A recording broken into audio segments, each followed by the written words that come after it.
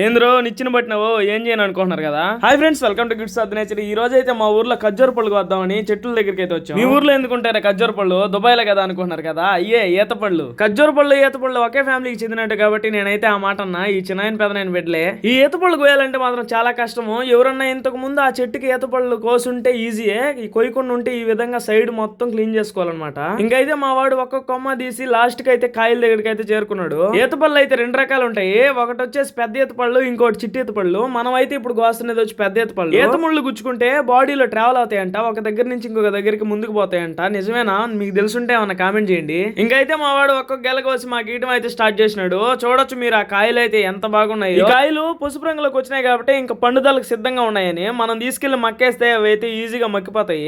ఈ కాయలన్నీ కోసం మా నాని కూడా చదివించేటట్టు వాడు చూడండి ఎంత సంతోషం. ఇవైతే ఎలా మక్కేస్తారో నెక్స్ట్ వీడియోలో చూపిస్తా. వీడియో నెక్స్ట్ లైక్ చేయండి. ఇలాంటి వీడియోస్ కోసం మన ఛానల్ అయితే తప్పకుండా సబ్స్క్రైబ్ చేసుకోండి. Bye friends.